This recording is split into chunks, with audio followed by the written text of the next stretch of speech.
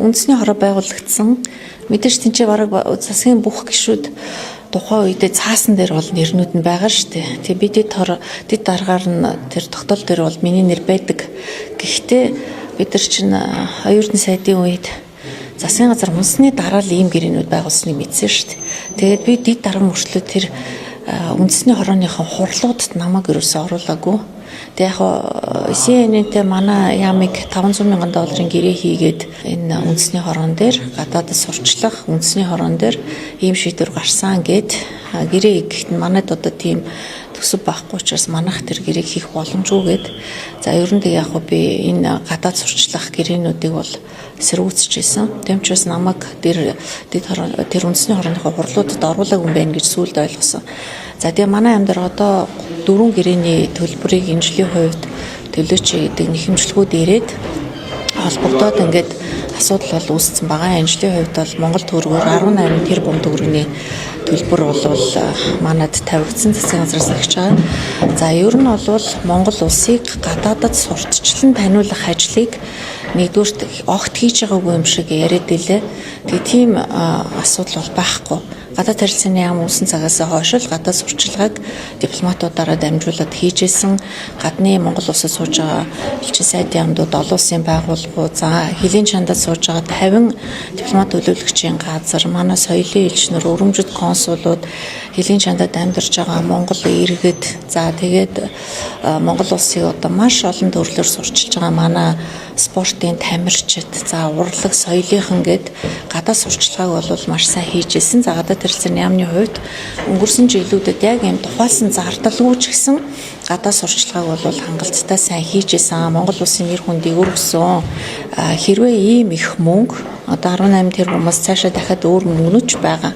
Тэр ийм их мөнгө хэрвээ аялал жуулчлалыг татахад зориулах боломжтой байсан бол ийм төсөв гаргах боломжтой байсан бол энэ гадаад сурчлагыг Монгол улсын гадаад сурчлагыг өөр одоо аялал жуулчлалын дэд бүтцийг сайжруулахад яаж л одоо соёлтой ариун цэврийн байгууламж орон даяар жуушны баазууд байдаг газруудад байгуулахад зам харгуугаа янзлахад за энэ аялал жуулчлалын салбарын хүний нөөцийг бэлтгэхэд за тэгээд дотооддоо одоо зөндөө олон зүйлийг хийж болно шүү дээ. Одоо хоолны брэндүүд гаргах, зочид буудал одоо сайжруулах. За тэгээд энэ аялал жуулчлалын компаниудаа өөдөн татах, бас эднийсгээ боожуулах тийм ээ.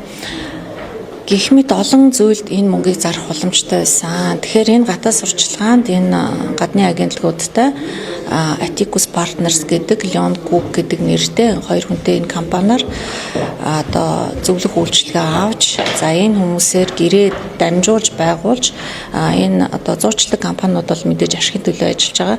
Тэр компаниудын буруу бол биш. Тэд нартэй манайх өөрснөө гэрээ байгуулъя гээд ингээ мөнгө төлөөд гэрээ байгуулсан байна. Тэгэхээр гадны компаниудыг бол хохирож болохгүй.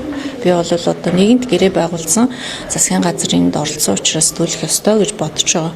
Тэр ийм төсөв манай гадаад харилцааны яамдар байдгүй. За ийм мөнгө төлөх боломжтой байсан бол би энэ дээр өөр зүйлүүдэд зарцуулах ёстой байсан. Дотооддоо одоо бүтээгдэхүүн байхгүй, аялал жуулчлал нь одоо өндөр түвшинд хүлээж авах одоо реклам сурчлагаа явуулаад байгаа шиг нөхцөл байдалтай биш вэжж одоо тийм оновчтой сурчлагаа биш байна л гэж үзэж байгаа. Дээрээс нь бид нар соёлын ам болвол энэ урлаг соёлынхаа төрмөл авьяастай одоо үндэсний брэнд болсон спорттой урлагтай мөнгө зарж чаддгүй штэ. Тийм төсөв байдгүй. Тэгэхээр энийг хэрэг оновчтой зарах гэсэн бол энэ хүмүүсийг гадаадд явахт нь эдгээр чинь өөрснөө Монгол улсыг асар сайн сурчлах юм боломжтой. Тэгээ энд зарах үедээ тийм учраас энэ сурчлагаа бол тийм оновчтой байгаагүй. Тэгээ энэ төлбөр нь одоо манай яамн дээр ч төсөв нь байхгүй, соёлын яам дээр ч төсөв нь байхгүй. Тийм болохоор энийг одоо яаж төлөхийн ёстой мэдэхгүй байна. Одоо энэ дээр бид нар бас засгийн газар дээр ажлын хэсэг байгуулсан хууль зүйн яам, соёл, спорт, аялал жуулчлал, залуучуудын яам, гадаад харилцааны яам гурвалсан ажлын хэсэг байгуулад эдгээр гэрээнүүдэд дүгнэлт хийгээд одоо яаж энэ гадны байгууллагуудыг хөрөлгөө болгох юм. За тэгээ энийг цааш нь үргэлжлүүлэх юм уу, үгүй юм уу? За энэ хэр оновчтой байсан бэ гэдэг дээр дүгнэлт гаргах юм ажлын хэсэг байгуулсан байгаа. За харамсалтай бас нэг зүйл нь болохоор одоо энэ 4 гэрээ манай дээр засгийн газар унснаас хойш ирээд мэдээллүүд нь одоо дутуу жилийн хугацаанд л одоо хэлэн болоод байгаа шүү дээ. Ирсэн боловч ямар ч тайлан байхгүй. За тэгээ гэрээний заалтуудын хувьд бол бас яг төдийлөн Монгол улсад ашигтай гэрээ биш, харилцан тохироогүй, зөв айлын талын төсөлтөөр ингээ гар үсгээ зурцсан. Айлын талд илүү ашигтай ямар ч нөхцөл төлбөрийг төлөх Монгол улсын ашиг сонирхлыг тусгасан зүйлүүд харамсалтай нь байхгүй. Ямар ч нөхцөлд одоо төлбөрийн төлнө гэсэн ийм гэрээнүүд байгаад би хувьдаа бол харамсаж байгаа. Яг тэгэхээр энэ олон улсын байгууллагуудаа олон улстай хийж байгаа гэрээнүүд бол их хөвчлэн засгийн газрын шугамар бол гадаад харилцааны яам оролцдог, гэрээг нь хяндаг, байгууллага зөвшөөрлийг нь олгодог. Тэгэхээр энэ үндэсний хороогоор ингээ явцсан. За тэгэхээр хэрэг миний нэр дээр цаасан дээр байдаг ч гэсэн би ерөөсөөр оролцож байгаагүй. За одоо нэгэнт ингээ асууж байгаа учраас хариулахаас өөр аргагүй. Тэгээ энэ гэрээнүүдийн учрыг нь олж одоо эцэслэх зайлшгүй шаардлагатай. Гадна талдаа бол бид нэр энэ нэр хүндтэй хэвлэл мэдээллийн байгууллагууд, хөл бөмбөгийн багт болвол төлбөрийг нь мэдээж барагдуулах ёстой. За тэгээд одоо энийг хариуцлагагүй хийсэн хүмүүст нь хариуцлага тооцох юм уу?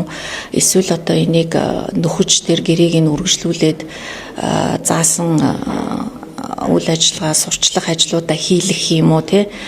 Тайлан гэж ирээг учраас одоо манад зүгээр л одоо гэрээний төсөл хувь нь байгаа болохоос шуулбар нь тайлан бол ерөөсөө огт байгаагүй. Одоо тийм ажил хийгдсэн, тэгэд сурчилсан, энэний үр дүнд ингэсэн гэд за олон хүнд энэ мэдээлэл хүрдэг, хэвлэл мэдээллийн хэрэгслүүд одоо 200 сая хүнд хүрлээ эдэргээд тэрийг ерөөсөө хэмжээгүй.